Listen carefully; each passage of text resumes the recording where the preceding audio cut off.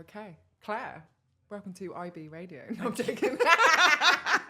Right, I wanted to start the conversation with the gym. Yep. And showing up at the gym when you've never stepped foot in a gym in your life. Yep. How old were you?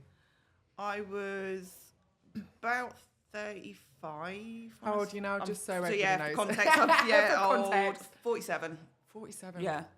So I was about 35 when I first started doing any kind of gym-based, like regular gym-based stuff, and that was like a fitness circuit. It's like when military fitness circuits were at like the height of their popularity, like the boot camp stuff. Cool. I started going to like a warehouse gym and doing that for a year or so. Amazing.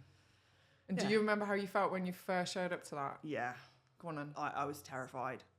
I think I was terrified socially, so I didn't know anybody. I thought they'd all be like mad, super fit, like military types, and I kind of rocked up as a bit overweight person that had recently given up smoking, and kind of thought I was going to die after about the first 5 minutes. Military fitness. Nothing How many like burpees had you done by then? throwing yourself into something that you're really unprepared for. So I've always done some sort of exercise on and off for most of my life, but not necessarily gym-based. But yeah, so I was pretty bricking it as I first turned up. I knew, the only reason I went was because I knew one of the women that was going. Otherwise, helps. I don't think I would have gone. Okay. But in the end, yeah, I did quite enjoy it. And it's what ultimately got me into the gym and then got me into like strength sports and stuff. So stepping into a real gym, which we will say is, at the time it was a training shed, you went from being terrified to go to a circuits class, being an ex-smoker, not knowing anyone, to then going into a gym setting. And obviously the whole point of this is people are scared to go into a gym. I own a gym. Do you remember the thoughts that were going through your head when you first went to the training shed? Yeah, so for me, it was always about like people. I was comfortable with exercise. I was comfortable with quite a lot of the gym movements and the equipment. Like if somebody said to me, go and grab an 8-kilo kettlebell, I knew what that was. I knew where they were kept. I knew like how to do a kettlebell swing, how to do like a kettlebell overhead press and stuff. If somebody said, go and grab a piece of kit, I could identify what that was. Yeah. It was, for me, it was the sort of social element of it. I was nervous, like other people going in groups. They all knew each other. They were all arranging to meet up. And I was like rocking up on my own. I didn't really know anybody. So I felt like the first few sessions, I felt really nervous. But then just got to know a couple of people from doing the classes and kind of went from there and realised that actually nobody was really paying any attention to me because they're all so worried about everybody's going through like the same thought of, oh my God, everybody's looking at me and what if I'm crap. Yeah. That actually nobody really is looking at anybody else and caring because they're all so wrapped up in their own stuff. We're not having a conversation and we're not putting out there that, okay, when you first show up at a gym, you're going to be shitting yourself because you don't know anyone. Yeah. You're 100% going to be feeling uncomfortable because you don't know where anything is. And then you've got the elements of judgment and shame because, well, you're not fit enough. You don't know how to do movements. You went in with some knowledge, but a lot of people don't even know how to use a machine. They don't know where the dumbbells are. They don't know anyone and they don't like how they look. Yeah. And I kind of want to then move into the whole topic of, was how you looked ever a factor for you stepping in the gym? Because for me personally, it was. I'd say yes and no. It was, for me, fitness was a big motivator because, I was quite a heavy smoker. I had to give up for medical reasons, and I'd always struggled with like doing any kind of fitness because obviously breathing problem. Like I'd gas out after like 30 seconds of moving. Quite frankly, I can't breathe. So for me, there was a big fitness element of like, now I've stopped smoking, I want to see if I can actually get my fitness to a point where I don't feel like I'm going to die if I move quickly. There was an element of like probably not being really happy with how my body looked and kind of feeling like not just overweight, but just feeling very soft, very flabby, not very strong. Just feeling like I wasn't really doing anything to look after myself really. I was just kind of just existing and not being fit, not being healthy. Like you're never going to look the way you want to look unless you take that first step and walk through the door. Suck it up and step in. You just got it is a bold step, and you're right. The heaviest weight you're going to lift is opening the door. It's a really bold step, but I think if you can make that step, you're not going to regret doing it because literally there are people of all shapes and sizes in this gym, of all levels of fitness, And quite frankly, in the nicest possible way, nobody gives a shit. Nobody gives a shit who walks through the door next. You said that because it's like nobody cares. Like, I'm not being funny. Like if I'm in here lifting weights up at the other end, getting all shouty, I can't see more than 6 foot without my glasses on. If you walk through the door and wave at me, I don't know who you are. I'm not paying any attention. No one's paying attention. Nobody's paying attention. Everybody's so wrapped up in doing what they're doing. We're either dying because we've just done a mad cardio session, we're dying because we've just done a mad weight session, or we're not dying. Nobody's died. Nobody's dying. I don't know. I mean, dying because I dropped something on my head. Like it. You know, but nobody's looking at the person coming through the door going, oh, well, they don't look like I go to the gym, or oh, what are they wearing, or what are they going to come and do? No, nobody's looking because everybody's so wrapped up in themselves, nobody notices you in a nice way. I mean, for me, it's like everybody should be lifting weights. Yeah. Like to bring the conversation into, okay, not the gym isn't for everybody, but everybody needs to at least be lifting some sort of weight. And we know that just from the science anyway. Yeah. But what gets us in the gym is generally how you look, and you're not happy with how you look. And I think for me, I kind of wanted to speak a little bit about the whole body positivity movement, because I personally think it's toxic, although it's an initial good message. Because just love who you are. Yeah. Like, your body is an amazing piece of machinery and it can do a lot of stuff. But even for you, your journey was, you joined the gym, you were a smoker, you did it for health reasons, you did want to tone up, you wanted to change your body shape, your expectation was, you know, you would get smaller.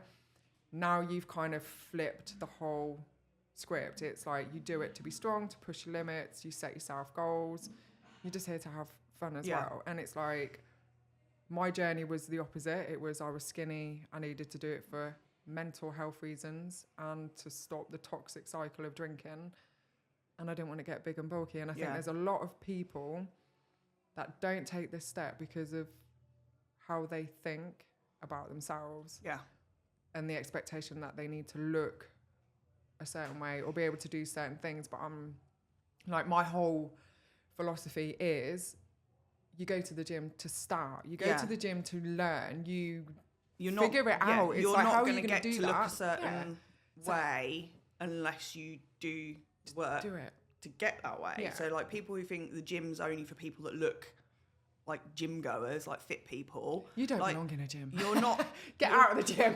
You're not going to get to look like that unless you go to the gym in the first place. And that might be going to a gym or training at home, but still you're doing that level of exercise. But also I think like the lifting heavy thing's really important, because you see a lot at the moment. There's been so much research done around, especially women need to lift heavy, especially when they're kind of our age, let's face it, mid-40s, late 40s.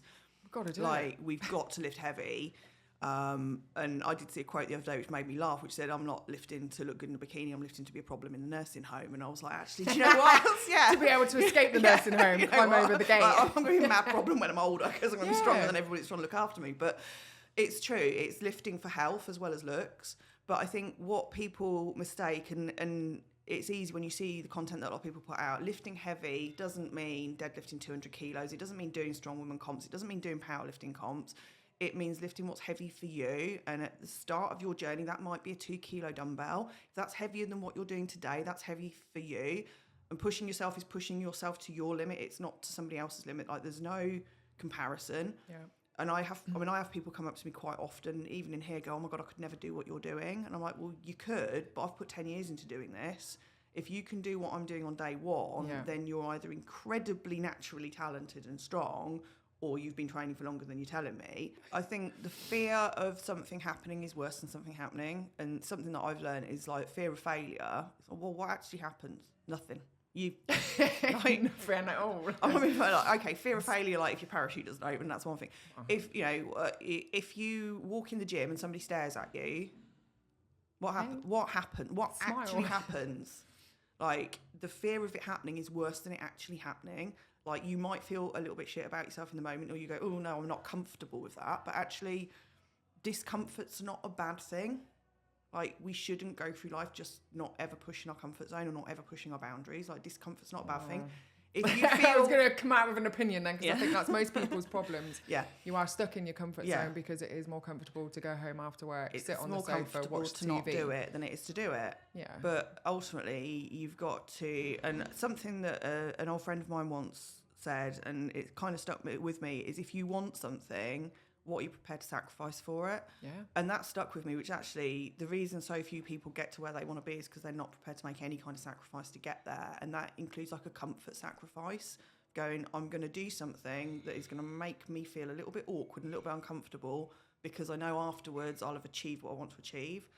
And I think sometimes you have got to just have that mind over matter about it. Yeah, switching that negative mindset though, isn't it? Because that's where those people are sitting. And it's, if you want to be somebody that is feeling fit, strong, healthy, you need to change how you're living right now in the moment, because everything you've done up till this point is why you are the way that you are. Yeah.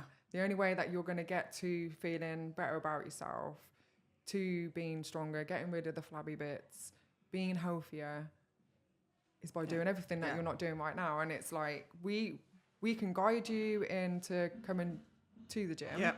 There's always people that are going to help you. But it's like, was there anything in particular that you did to switch your mindset to go, well, I'm never going to quit smoking unless I do the gym? Like, was that something that you found you did? I think for me, so the quitting smoking for me was caused by a medical issue. It was a sudden, like, you've got to give up smoking. It was like issues literally going on your deathbed. It was a very scary few days. In the end brought on actually by an allergic reaction to contraceptive pill. But at the time they were concerned that I was about to have a stroke.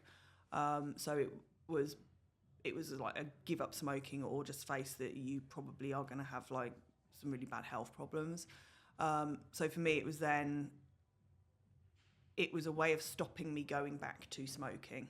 So the fear of death was enough to get you. Fear of death wasn't quite enough for me to give up. I think it was, I'd dabbled around with different like fitness stuff before. I'd done a few long distance swims. I'd done a triathlon, and a few other sort of like running events and stuff. But I'd always been really held back by my fitness and could never get my fitness up to a level where I felt like I could actually push myself because I couldn't breathe properly. So for me, it was a bit of an experiment to go, actually, how fit could I get now I don't smoke? Yeah. Because my lungs are going to be healthier. But it was also a way of going, if I get myself to a point, I know if I get myself to a point of fitness, I won't want to go back to smoking because I'll know that I can't then do what I'm doing in the gym. And that was like a secondary that happened after I started going to the gym, realised I really enjoyed it. So to say, I went out of what I thought was necessity and stayed because it's fun, it's a hobby, I enjoy it.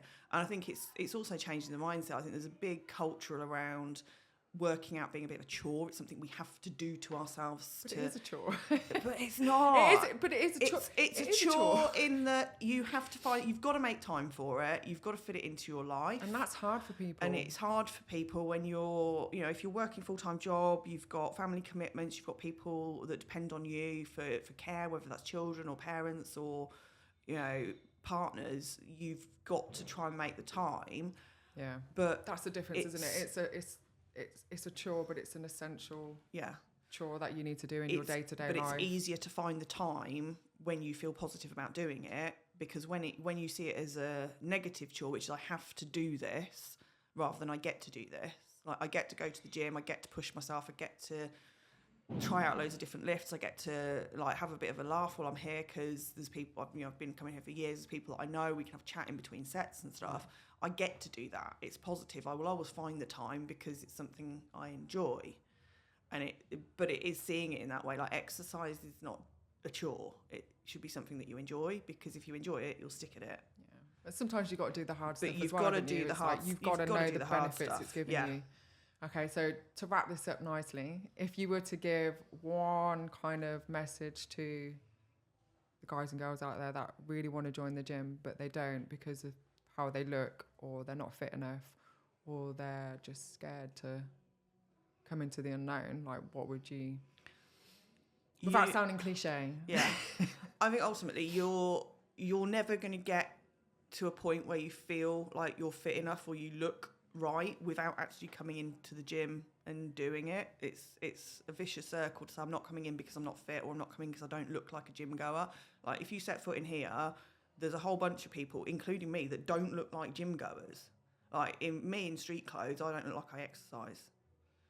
It's only when you look at me in gym clothes and go, okay, yeah, so she's got muscles, she's got like a wide back, she must lift weights. Like, you're never going to look the way you want to look unless you take that first step and walk through the door. Suck it up and Yeah, step in. you just got it is a bold step, and you're right. The heaviest weight you're going to lift is opening the door. It's a really bold step, but I think if you can make that step, you're not going to regret doing it, because literally there are people of all shapes and sizes in this gym, of all levels of fitness, and quite frankly, in the nicest possible way, nobody gives a shit. Nobody gives a shit who walks through the door next. You said that because it's like nobody cares. Like, I'm not being funny. Like, if I'm in here lifting weights up at the other end, getting all shouty, I can't see more than 6 foot without my glass on. If you walk through the door and wave at me, I don't know who you are. I'm not paying any attention. No one's paying attention. Nobody's paying attention. Everybody's so wrapped up in doing what they're doing. We're either dying because we've just done a mad cardio session, we're dying because we've just done a mad weight session, or we're not dying. Nobody's died. Nobody's dying. I don't know. I mean, dying to drop something in my head. Feel like it.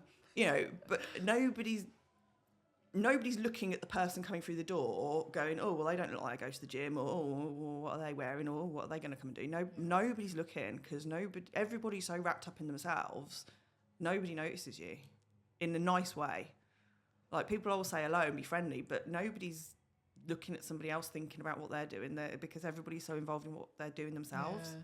I think we want to see other people. Yeah.